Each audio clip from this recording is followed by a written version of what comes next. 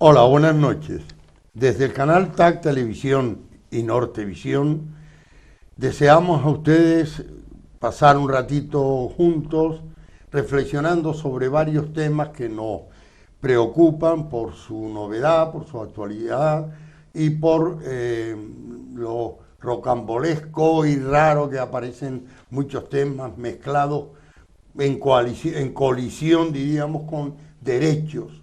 Derecho a la información y derecho a la intimidad, derecho a cualquier otro que aparezcan, como por ejemplo eh, el derecho a la reforma del Código Penal y las circunstancias en las que se puede producir esa reforma del derecho penal. O sea que son una especie de situaciones que ocurren y que tienen unas circunstancias que es la que nosotros queremos analizar para no perder de vista los derechos fundamentales a los que estamos permanentemente haciendo llamadas, ¿no? Entonces hoy vamos a tocar 2, 3 puntos, los que tengamos tiempo, sobre este mismo tema. En primer lugar, vamos a hablar un poquito de la información, el derecho a la información, el derecho a estar informado, el derecho a saber qué está pasando y el derecho a la intimidad, el derecho a la salvaguarda de la dignidad de las personas o de la familia que pueda estar involucrada o no en situaciones legales o políticas o penales. Entonces, pues tenemos que andar con muchísimo cuidado, no caigamos sobre una acción informativa, pero no verdadera, o falaz, o malintencionada. Entonces, esto habría que denunciarlo, había que estar en contra, había que saberlo, que no se permite todo gesto en favor de la información, porque hay otros derechos que tienen el mismo valor o la misma categoría en la sociedad. Y yo, Paco, quería saber cómo ves tú esta colisión de derechos y cuál sería el preferente. Hombre, tenemos derecho a la información, pero los informantes, sea la prensa, sea la televisión, no deberían de olvidar la ética, no deberían de olvidar la moral, y no tenían por qué darle siempre más prioridad al espectáculo, al ego personal. Eso habría que depurarlo, y desgraciadamente está cada vez más incrustado en la información. Y eso muchas veces da información que no es real, es una falsa información, porque se hincapié en un detalle que no tiene que ver nada con lo global de la información. ¿eh? Y, hombre, una anécdota, ahora mismo acaban de escribir un comentario sobre Benito Pérez Galdós, donde ponen la regenta como una obra de Benito Pérez Galdós, cuando es de Clarín. Sí, sí, ¿eh? es verdad. Pero, bueno, pasó, ¿no? Entonces, es vital información, libertad de información, respeto del público que está leyendo la información, moral, en el buen sentido de la palabra, no estoy hablando ni de moral budista, ni religiosa, Sí, ya, ni ya. No, católica, moral religiosa. moral natural, Sí. y eso es importante. Y desgraciadamente hoy la información es muy relativa y muy manipulada desde todos los ángulos políticos, sociales, incluso religiosos. Y desde el punto de vista psicológico, ¿cómo queda esa gente, esa familia o ese entorno cuando primero sale a la luz una información que es pública o semipública, abundando en sucesos o episodios que no son tan públicos y que luego se descubre que es un montaje teatral para divertirnos un poco y engordando fuertemente pues la malintencionalidad de la información, o sea, falsificando la información. Desde el punto de vista psicológico, ¿cómo se puede quedar esa familia? Todo depende de la familia. O sea, si la familia se presta a ese juego, Ya no hay caso. bueno, pues estás prestado a que manipulen la información porque lo que pretenden es captar gente que lea. Y hay mucha gente que le gusta leer sin pararse a pensar si es verdad o no, pero les gusta leer las desgracias, las vidas privadas de los demás. Y hay otras familias que no, otras familias prefieren la privacidad. Lo que pasa es que, como bien has dicho, hay que ser honesto y hay que ser ético y hay que saber distinguir qué es lo que podemos publicar y qué se nos permite publicar. Pero es lo que he dicho, o sea, ¿quién permite que pase eso? ¿Los periodistas o los que leen? Porque si no leyéramos, los periodistas no tendrían trabajo. Es como cuando vemos los programas de reality. ¿Por qué están esos programas? Porque la gente lo ve. Si no existiese o si la gente no lo viese, el programa se dejaría de emitir. Psicológicamente sí, a mí me afectaría que se metieran en mi vida si yo no he dado ese permiso. Pero si lo he dado, tengo que arriesgarme un poco a que ellos quieran aprovecharse para captar más lectores. Sí, y a mí me cabe desde el punto de vista moral, que tú hablas, Paco, me cabe otra duda, es decir, ¿en qué medida justifica una noticia agrandada, una noticia teatral, que a ti te gusta mucho el símbolo de la escenificación de la noticia, y entonces no hay inconvenientes en agrandarla, en rellenarla de efectos, ¿no? Cuando eso está hiriendo o dañando la moralidad o la tranquilidad, la serenidad de una persona o de una familia que consintió en dar la información de la boda de su hija, pero que no la sigan ahora porque dijo, recuerdo la boda de la hija de la faraona, cuando si me quieren irse. Eso se cachondeó durante años hasta el otro día con Lolita delante en esa Tu cara me suena, pues se hizo eco de eso y se creó un medio teatrillo bailando y demás, si queréis ir, si me queréis irse, ¿no? Que fue la expresión aquella. Digo yo, si eso o más grave, por ejemplo, se puede presumir que la muerte por cáncer, la vida terrible que pudo sufrir la cantante, la que fue mujer del torero, no me acuerdo el nombre de uno ni de la otra, ¿sabes quién digo? ¿No? Rocío Jurado.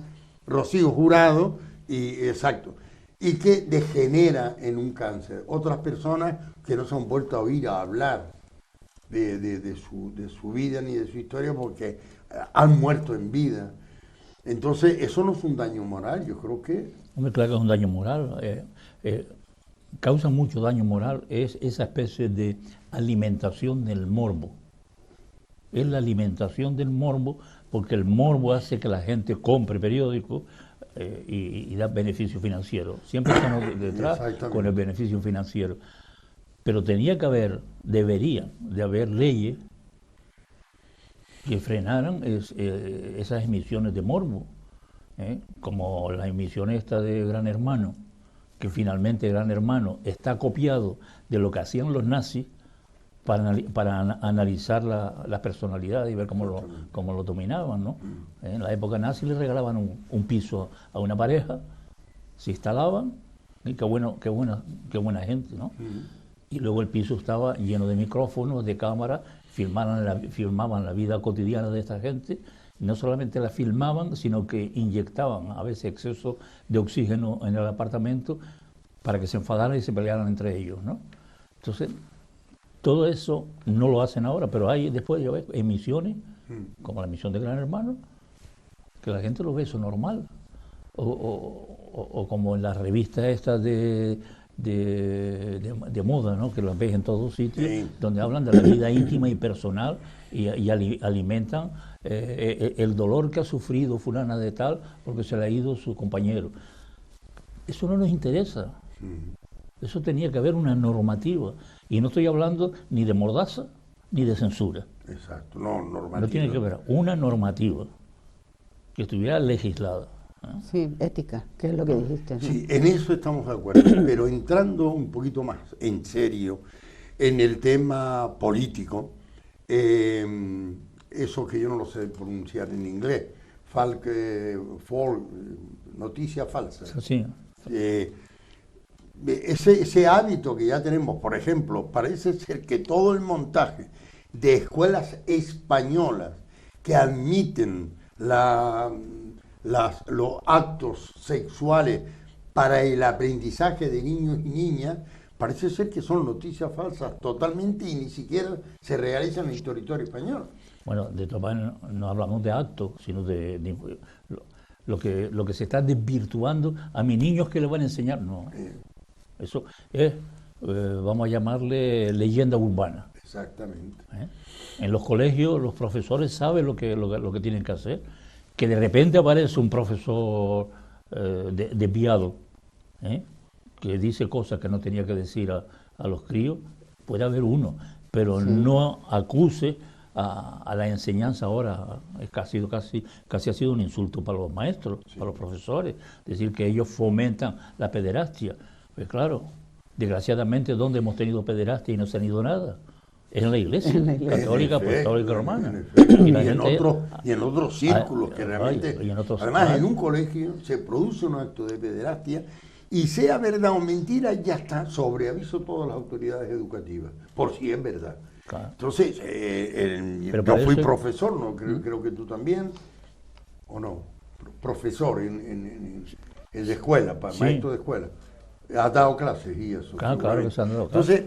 Entonces, tú también.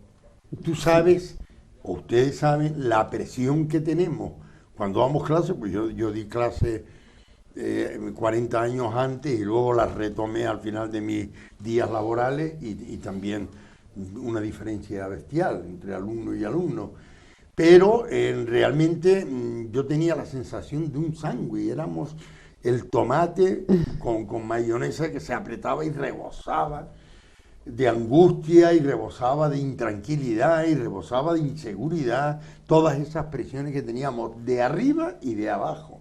De arriba, pues las autoridades, que las autoridades no eran pocas. Personal, dirección educativa, consejería o dirección general de renovación educativa, inspección.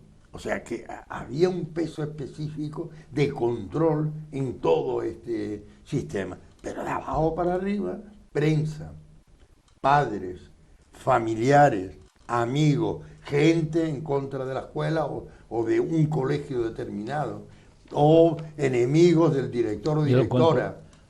Eso está fuera de órbita completamente. Eso está desorbitado. Claro. Porque los mismos que gritan que en la escuela no sé cuánto, tienen a sus niños con el móvil mirando pornografía. Sí. Efectivamente. O por la noche el niño baja de la habitación y pone pornografía. Y eso les parece normal. Y a veces no se enteran. Pero a veces los padres no se enteran de eso, de lo que los niños hacen con los móviles. Y de todas maneras, nosotros hemos tenido una educación represiva en las escuelas, por las razones que sea, todo lo que estaba relacionado con el sexo. Bueno, sí. No hemos sido traumatizados porque nos hayan... Y después, fuera, teníamos toda la información. Sí. Entre los chicos, entre nosotros, los niños. O sea que no sé por qué ese pánico a que le explique a su hijo, al niño, en qué consiste el sexo y que le den una orientación no moral, pero una orientación que corresponda a la realidad. Sí, No dar como la educación que nos daban a nosotros, que era una educación de culpabilidad, sí. de continuo pecado y culpabilidad. Afortunadamente eso se ha arreglado bastante, pero bueno, estamos en este caso ahora de la gente que dice que en los colegios van a corromper los niños. No, en el colegio no van a corromper los niños se corrompen solos en la calle. y se corrompen solo en casa si papá y mamá no están vigilantes. Efectivamente. Papá y mamá se levantan de madrugada, papá y mamá trabajan como animales y papá y mamá después de cenar se acuestan. Y poco tiempo y poco espacio hay para estar o no Yo estar. no estoy muy contigo en eso, porque mamá, en este caso voy a hablar de mí, trabajó mucho, cuidaba a mis hijos, estaba con ellos, procuraba saber de dónde iban, dónde estaban, y también me acostaba, y cuando ellos se acostaban. ¿Qué ha pasado hoy día? Hoy día todos los medios que los niños tienen, los teléfonos, los iPads, la televisión, papá y mamá trabajan. Bueno, pues procura poner en la televisión una clave de seguridad, de modo que si tú quieres que tu hijo estudie, no lo veas hasta que tú no llegues. No le regales un móvil a un niño de 9 años. Y mucho menos con internet. Que los he visto, ¿eh? No, y con internet y con todo, porque los móviles... No, los regalos de primera comunión este año van a ser móviles. Entonces, no culpemos a la falta de tiempo, que también tiene que ver. Culpemos o responsabilicemos a todos esos medios que están al alcance de los niños y que los padres no controlan, porque quien tiene que controlarlo son los padres. Mi hijo no llevaría, hoy día, el móvil. Bueno, primero no lo tendría con 9 años porque nunca lo tuvo. Vamos, y sus amigos lo tenían y él no. Pero es que mi hijo no llevaría el móvil al colegio. Y me parece muy bien que un profesor diga móvil fuera. Porque lo que se hacía antes, cuando el niño llegaba y te decía, me han castigado, la primera pregunta, ¿qué hiciste? Sí, es verdad. Hoy no se dice eso, dice que te castigaron y van corriendo al colegio a ver por qué castigan. Esa te tiene manía a ti, se la va a acabar la Meterse manía. con el profesor y a lo mejor darle hasta una castaña. Igual sí, le da. Porque mi niño, A mí vinieron a pegarme una vez. Y en cuanto a la información, a la publicidad, a la formación, a todo lo que se está dando hoy en día, yo siempre creo que hay muchas que mienten para que nos olvidemos de otras cosas que están pasando. Sí, Mientras estamos parece metidos en eso, nos olvidamos de cosas más importantes. Claro. Parece como si estuviese preparado para que, bueno, está entretenido leyendo esta noticia. Después hay que ser capaz de saber qué es lo verdadero y qué es lo falso. A veces es complicado, pero tener nuestras reservas a la hora de leer todo lo que leemos, porque muchas cosas son mentiras. Efectivamente, yo cambiaba de curso, o me asignaban un curso nuevo, normalmente eran los que venían porque religión tenía el privilegio, para que te rasques, el privilegio de dar clase hasta cuarto, bueno, y primero de bachiller, a todos los cursos. Entonces, todo el profesor pasaba por todos los cursos. Eso era un privilegio que podías utilizar a favor de una catequesis o que podías utilizar a favor de las tangenciales que muy pocos profesores que tenían un currículo potente y fuerte y tradicionalmente aficionados al mismo como era matemática básicamente, como era lengua, como era tal, eso eran asignaturas que las tangenciales apenas tenían tiempo para tocar. Nosotros teníamos todo el tiempo del mundo y todo el personal del mundo. Y yo a mis compañeros y compañeras de religión les decía, la catequesis en la parroquia. Aquí venimos a dar clase y la clase es de las religiones. Hay que hacer comparativas, hay que tal. En las clases de este tipo yo pedía una descripción, descríbeme dónde duermes y dónde estudias. A veces era una sola habitación, a veces eran dos. Pero a mí lo que me interesaba, aparte de esa información, era si había una tele, si había un teléfono, si había una antenita entonces ya tenía argumentos con los padres para advertirles que la sobreinformación que el niño podía recibir era total y absolutamente perniciosa y a la vez controlable, con ese PIN que piden ahora, controlable. Es decir, yo tengo controles en mi ordenador para mí, que no lo utilizo sino yo, pero para que no me entre basura cuando estoy trabajando y estoy leyendo un artículo, no se me meta nadie, sino que yo termine el trabajo. Bueno, pues este trabajo ya lo hemos visto, creo que podemos llegar a la conclusión de que el honor, que no me gusta mucho la palabra porque se remonta a la Edad Media y esto, el tema del honor ha cambiado radicalmente, pero sí la dignidad de la persona, el derecho a su intimidad, el derecho a al respeto a su personalidad, sí se debe mantener. Vendremos en otro momentito o en un momentito para seguir trabajando otro tema que nos preocupa. Hasta ahora.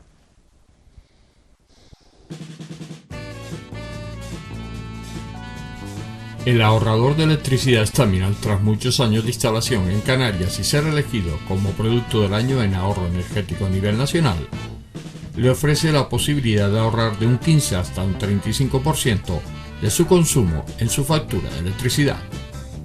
Sea cual sea su negocio local o industria, Staminal tiene el ahorrador que se adapta a sus características. No se fíe de las imitaciones, Staminal solo hay uno, con las homologaciones de la comunidad internacional. No deje que los gastos abusivos de electricidad afecten a la economía de su negocio. Pídanos presupuestos sin compromiso al 928-481-249. Ahorrador industrial de energía Staminal, la solución a su excesivo consumo energético. Recuerde, ahorre de un 15 a un 35% de su factura de electricidad.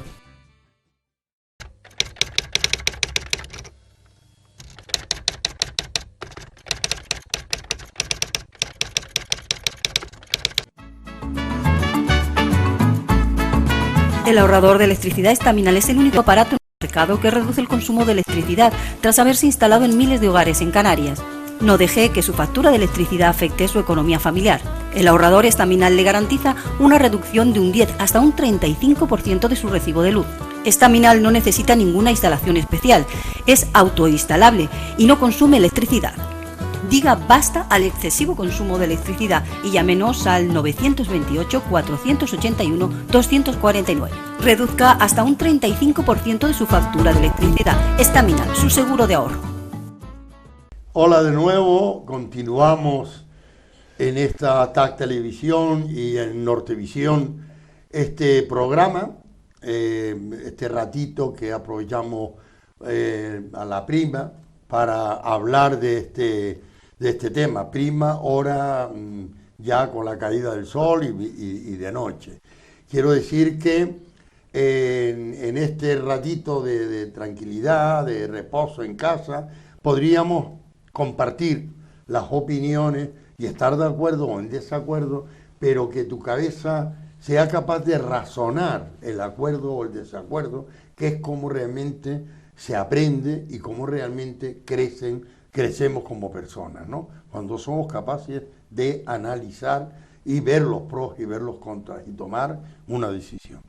Bueno, pues continuamos con otro tema que también está hoy en capilla, que es la reforma del Código Penal. Saben ustedes que las leyes en general, desde la época romana, se dividen en códigos de leyes administrativas, código social, código penal, código criminal que está en el penal. Es decir, hay un montón de particularidades en las leyes que tratan áreas distintas en la sociedad. La sociedad es muy amplia en áreas y en conceptos, pues el derecho se divide, se subdivide también en tantas partes como la sociedad para que se pueda enjuiciar perfectamente con un código en la mano, pues cualquier actividad corresponda a la actividad que sea de la sociedad. Creo que ha quedado más o menos claro. Entonces, parece ser que se va a modificar y hay ya denuncias presuntas, sospechas de que se modifique solo para favorecer algunos cambios que vayan bien al gobierno en su diario caminar por la sociedad resolviendo los problemas. Es muy loable que el gobierno pretenda quitarse de encima leyes trasnochadas, leyes que ya no tienen uso o leyes que ya se quedan cortas, y que no se pueda administrar perfectamente la sociedad sin que la justicia intervenga, porque la corta visión de la justicia está muy obsoleta y muy anticuada. Entonces, esto sería un poco el debate que tenemos hoy. Ustedes vayan analizando con nosotros, porque es una manera de aprender. Tu nombre que se me... Esther. Esther, querida, sé que te llamas Esther, pero la memoria es como es. ¿Cómo ves tú los derechos, que claro, no somos ninguno jurídicos, pero más o menos oímos hablar incluso a los jueces y a los fiscales y a los abogados de estar encorsetados en unos códigos que no están actualizados? Entonces, ¿cómo ves tú esa situación? Verá, yo creo que las leyes deben cambiar, porque la sociedad ha cambiado, ha avanzado, y no podemos quedarnos con unas leyes que están obsoletas, muchas y atrasadas. Pero yo siempre he dicho algo cuando hablamos de algunos juicios o de algunas sentencias. Siempre he dicho que la ley depende de la persona, en este caso los jueces o los abogados, que interpretan esa ley y aplican las penas o los castigos. ¿Que las leyes están mal? Puede ser que estén mal y que haya que reformarlas. Pero también a las personas que aplican esas leyes hay que educarlas para que se adapten a las nuevas circunstancias y a las nuevas vivencias, ¿no? Porque es verdad lo que tú dices, no es justo que a una persona por robar en un supermercado para darle de comer a sus hijos tenga que ir a la cárcel 4 o 5 años, que a veces lo lees, si es verdad, lo encuentras una barbaridad, y a otros que muchos sabemos que se lo han llevado a otros países para no tener que pagar aquí, no les pasa nada.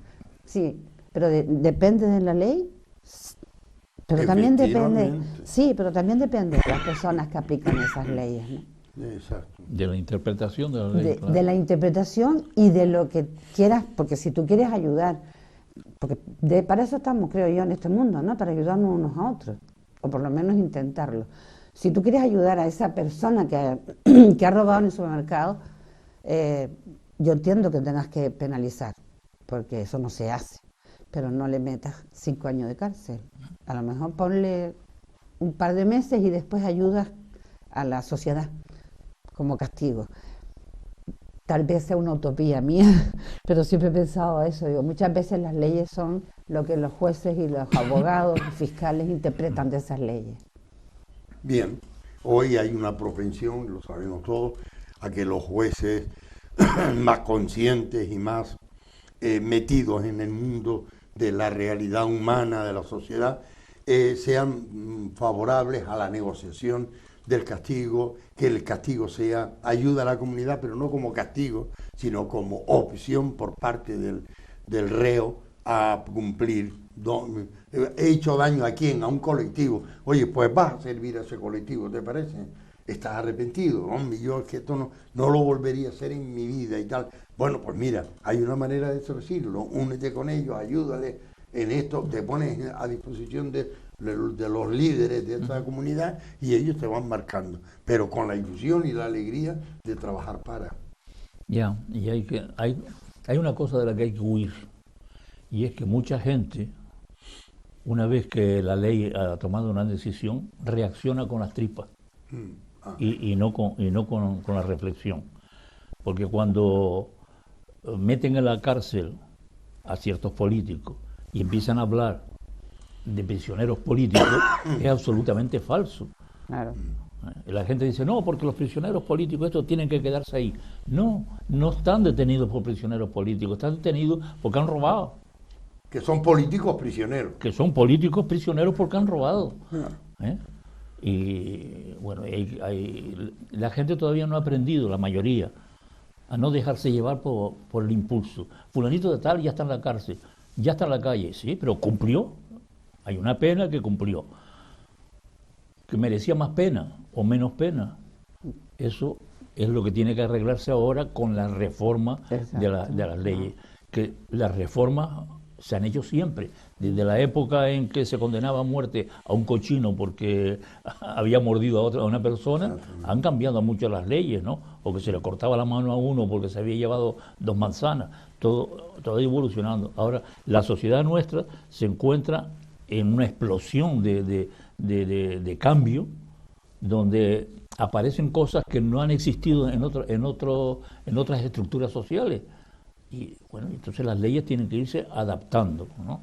Tienen que irse adaptando, tener la suerte de encontrar luego buenos jueces, y que la política económica, sobre todo, no presione para que las leyes a veces continúen protegiendo el dinero y al que está en el poder, porque muchas leyes, por desgracia, se hicieron para protegerse a la clase pudiente. Claro. ¿Eh? Sí, claro, casi Claro. todas. Casi Claro. la mayoría. Y eso habría que ver la manera también de arreglarlo. O sea, la reforma es necesaria. Sí. Sí, no, evidentemente ya está claro, uno ojea, yo desde el punto de vista siempre, lo tengo yo, por lo menos por mi parte, reconocer que soy un analfabeto en leyes, ¿no? A veces me las invento, me las creo, pero es más un desiderio, un querer que sea así, que una realidad, la realidad es otra. Entonces, realmente los códigos, sobre todo los penales, están llenos porque no hay ley si no hay sanción, es decir, si no lleva aparejada un dictamen, un dictado de ley, un párrafo, un capítulo o un artículo, y no lleva aparejado la condena, no tiene validez, porque claro, eso lleva un correctivo, es la violación a actos sociales que tienen que repercutir la restauración de la justicia, y entonces eso puede ser, entre otras cosas, por un castigo económico o de privación de libertad, creo que estamos de acuerdo.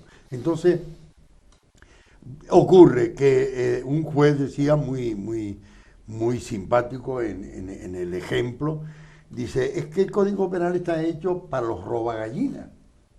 Entonces, ¿qué se robaban? Gallinas, se robaban los mojones. O sea, esa historia que ocurría siempre y donde se producían hasta muertes, ¿no? Es decir, ya era tal el enfado que cogían los vecinos del lugar, y terminaban matándolo para que no le siguieran moviendo los mojones. Eso era un delito permanente. Para ese delito se creó, bueno, para ese no, ese delito ocupaba el tiempo mayor al hombre bueno, al juez de paz que había en cada pueblo, y que se sentaba, vamos a ver, mira, eso solía ser un señor mayor que se conocía todas las lindes, y entonces decía, no, cuando tu padre vivía, nos poníamos allí y mirábamos a aquel montículo que está ahí enfrente, y el mojón tenía que ir recto de tal manera que si nos agachábamos se viera el primero y el último, pero no se veían los demás. Este es tu linde. Entonces, claro, él se agachaba, miraba, pues yo creí que no hay cambio. Entonces, por eso le llamaba juez de paz. Era un hombre, y hombre bueno, era un hombre que conocía el terreno, se acercaba al terreno y te quitaba el prejuicio que tenías contra el vecino. Y entonces, pues, aquello se restauraba, volvían a ser amigos, se pedían perdón, y aquí no había pasado nada, ¿no? Entonces, hoy está mucho más complicada la sociedad, ¿no? Muchísimo más, claro. Mucho más complicada.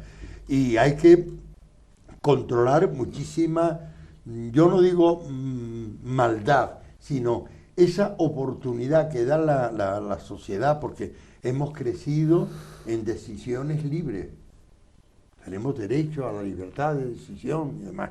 Y entonces tomamos decisiones que a lo mejor no se ajustan al derecho. Y entonces pues, hay una conversación, que es lo que debería haber, hay una discusión, hay una apelación a testigos, y si se ponen de acuerdo ya está, el caso que he puesto. Pero si no se pone de acuerdo, hay que recurrir a un juez. Oye, yo estoy de acuerdo con los mojones, pero lo que no te admito es que empieces a abrir tus terrenos cuando llega la lluvia y soltarme el agua a mí, salvaje, para que mis tornas no respeten el agua y el agua se lleve a la tierra. Entonces, esto a lo mejor es un acuerdo que tiene que ir a juicio. Pero si nos hemos puesto de acuerdo que el que pasa por el camino se lleve la pera que cae para el camino, porque parece que es legal, pero no lo es, o no se sabe qué hacer porque yo tampoco puedo dejar anegar mi terreno, entonces para algún lado tiene que desaguar. Sobre tuyo, no, yo no toco los anchos para mirar el agua, estoy poniendo un hecho real, sino es el agua que llega, sobresale y arrastra la tierra, rompe el surco tuyo y cae, o mío, y cae sobre el tuyo. Yo ahí no estoy participando en nada. Entonces, bueno, amor, aquí no puede haber acuerdo. Hombre, la gente lo que se suele poner de acuerdo es en hacer tornas de salida a la carretera, al pasillo, y manejar un poco el agua. No sé, pero que está muy complicada la sociedad, que es lo que tú decías. Claro, y aparte de eso, es que una cosa que habría que recuperar, no sé cómo, pero que hay que recuperar, es la fe en la justicia. Exactamente. Y la gente ha perdido la fe en la justicia por una serie de errores, ¿no? Y la justicia tendría ahora que estar atenta a no cometer los mismos errores y que la gente consiga comprender que por principio ni un abogado ni un juez quiere hacer daño, quiere que se aplique la ley. Que luego la aplican mal, pues ya lo discutiríamos, pero darle la pauta a la ley a que cumpla su cometido. Claro, Y tú ves que con frecuencia ves tú que la gente te... que los jueces están todos vendidos. No lo que tiene pasa... ningún argumento, ninguna prueba de eso. No, de eso no... Perdón, continuamos después. Tenemos que cerrar aquí porque la publicidad también marca pautas, es uno de los derechos, y lo dejamos aquí. Hasta dentro de un momentito. Gracias.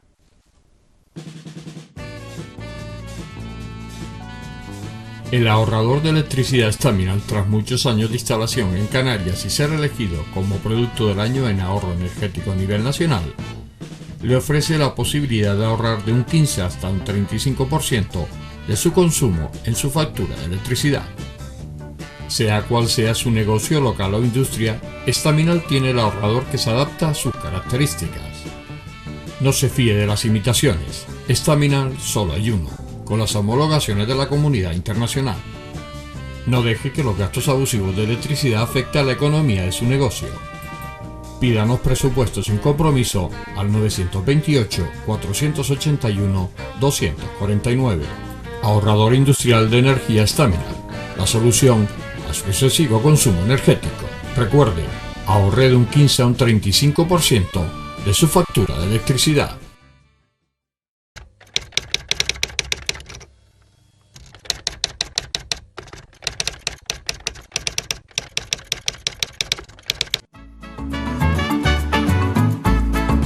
El ahorrador de electricidad Staminal es el único aparato en el mercado que reduce el consumo de electricidad tras haberse instalado en miles de hogares en Canarias. No deje que su factura de electricidad afecte su economía familiar.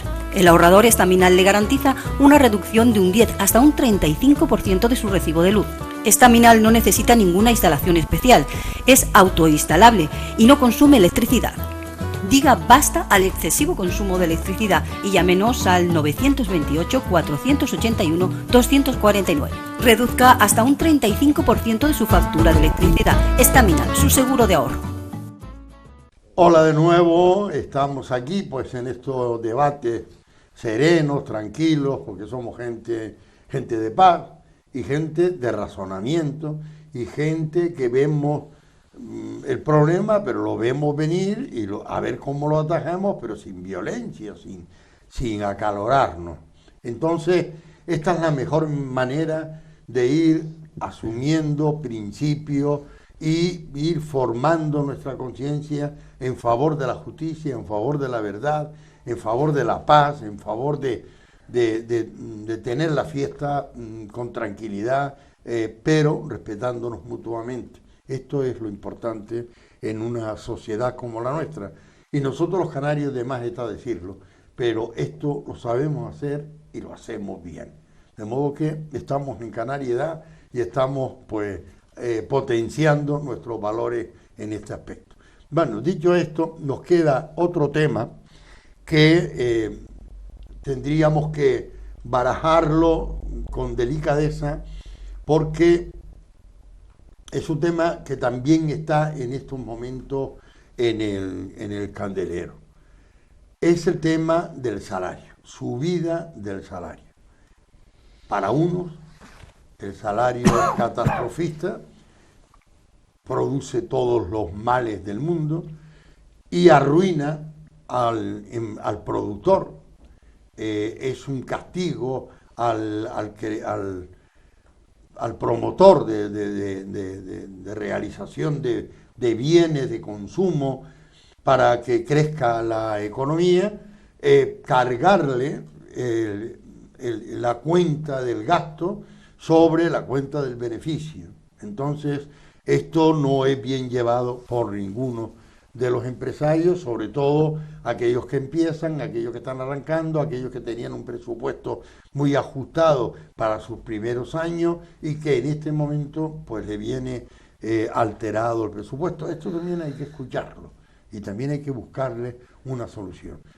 Y la albricia, que compartimos todos nosotros, de que el salario mínimo legal o interprofesional haya subido, no tanto, pero de una manera relativamente sustanciosa, y sobre todo que se haya tomado cartas en este asunto, que se marque un límite ínfimo a los salarios.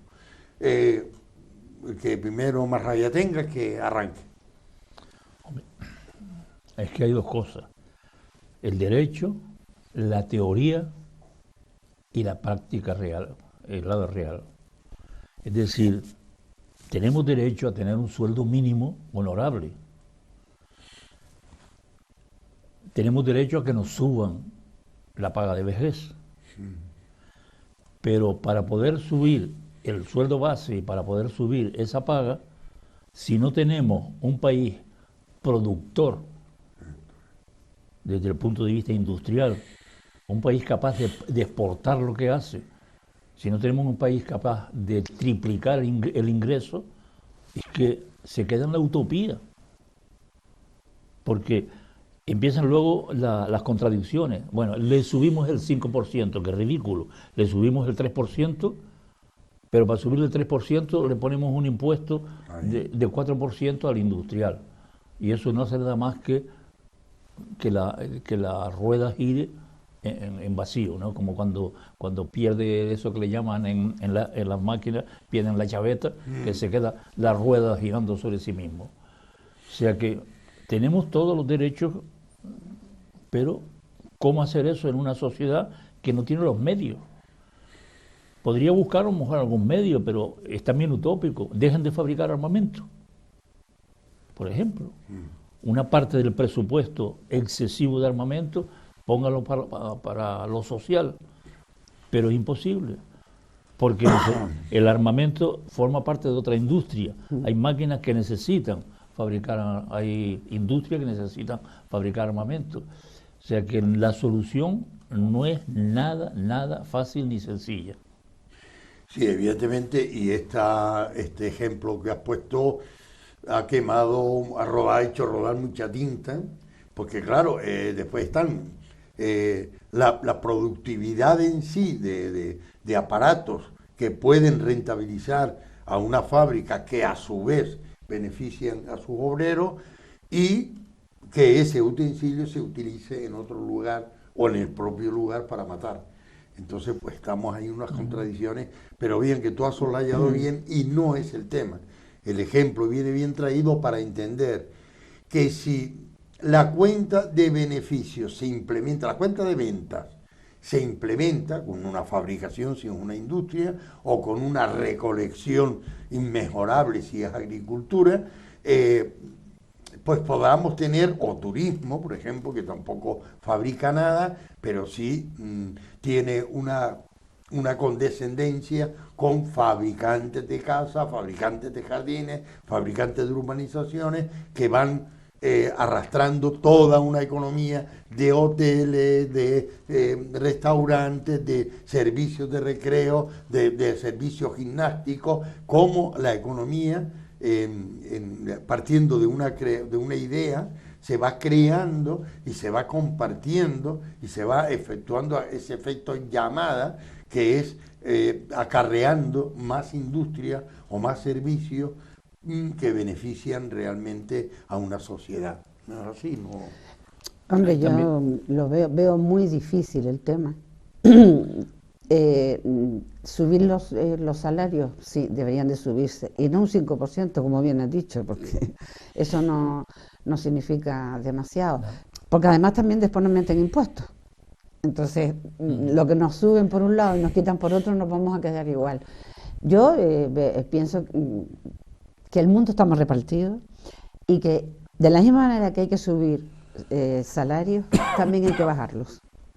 Y no voy a decir de dónde, pero también hay que bajarlos, porque si se bajaran esos salarios de esos que yo creo que estamos todos pensando... ¿Y cómo conseguir eso? Yo creo que el ser humano se ha convertido en avaricioso. La realidad es que cada vez somos más avariciosos. De eso te quería decir, ¿te acuerdas de la canción Todos queremos más? Eso es. Todos queremos más. El problema pero es lo que todos pasa queremos que, más, todos queremos más. Pero los que más pueden acceder a ese todo podemos más son los que tienen más poder. Más poder que nosotros, Más poder evidentemente. Económico y político y de todo. Ahí está realmente el poder, ¿no? Si se bajaran esos sueldos, que no voy a decir que sé a qué me estoy refiriendo, si se ajustara realmente las necesidades de todos, habría para todos. Porque yo no pido un sueldo como grandes empresarios, porque no lo soy, pero sí, yo ahora soy jubilada, y es verdad que ahora ahí está saliendo mucha gente jubilada a la calle pidiendo una subida de la jubilación, porque es que realmente toda una vida trabajando para que lo que te den es...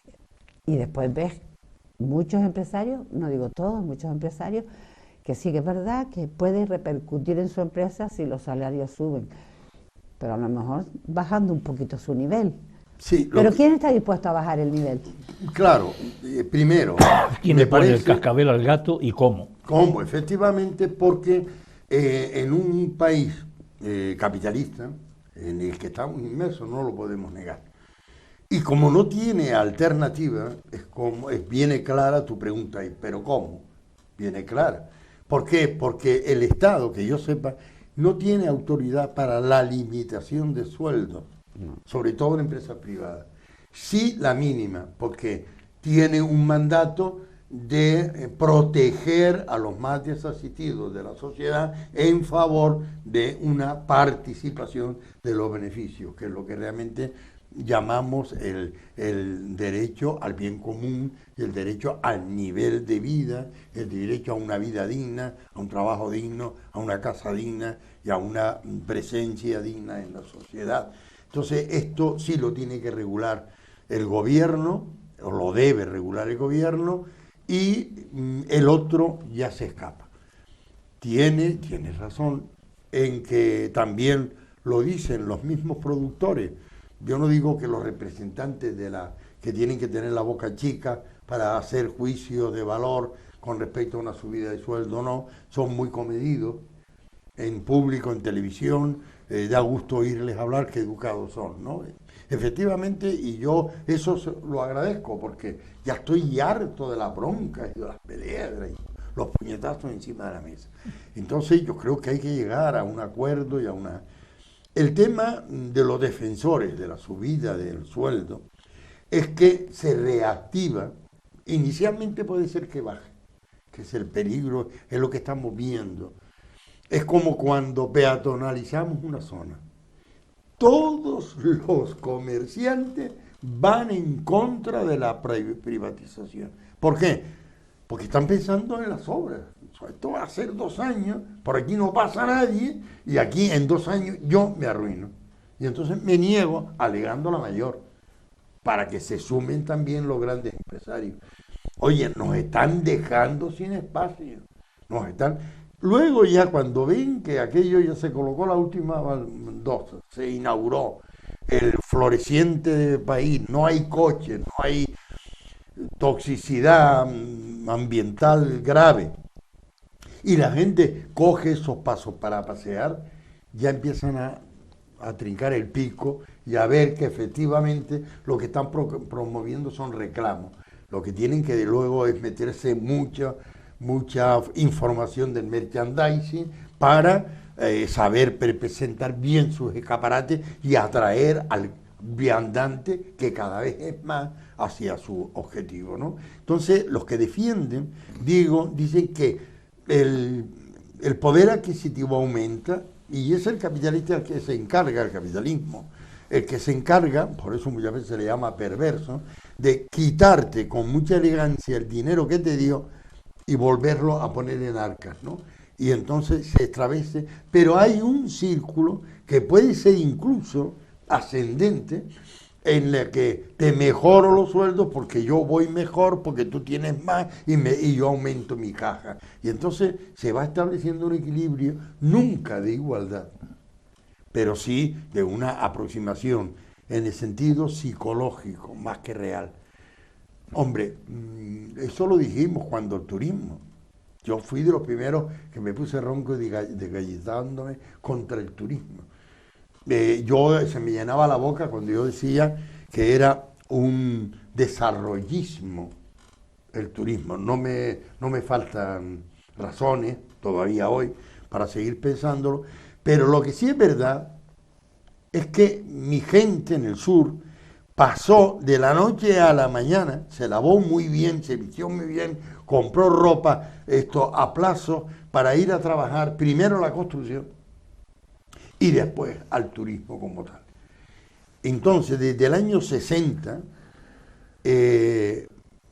estaban, hasta el año 60, el vecindario estaba prometiendo una explosión, porque yo caminaba mucho por allí, porque vivía al lado, y veía ya muros levantados, había ya situaciones para construir una gran ciudad. Luego llegó la democracia y se explosionó. Pero se explosionó porque una ley que se llama norma de obligado cumplimiento, que dice que es adversa y es rechazada por un grupo y por el otro, por el empresario y por el trabajador, porque es una ley violenta impuesta, y sin embargo esta ley sigue vigente, reformada a la mayor. Y entonces estamos viendo cómo los pueblos crecen de maravilla en función del desarrollo de una sociedad. Yo no puedo hoy decir que es un puro desarrollismo el turismo, que hay desarrollismo en algunas áreas de turismo, sí, pero que lo sea, no lo creo. Esto ya nos avisan y me parece que en este tiempo he hablado yo solo. Qué buenos son, ¿no? Bien, pues nada, retomamos este tema porque yo creo que es importante el próximo día, pero hoy nos tenemos que ir, nos tenemos que marchar todos en el deseo de que esta reflexión nos haya ayudado a mejorar nuestros criterios para actuar en sociedad.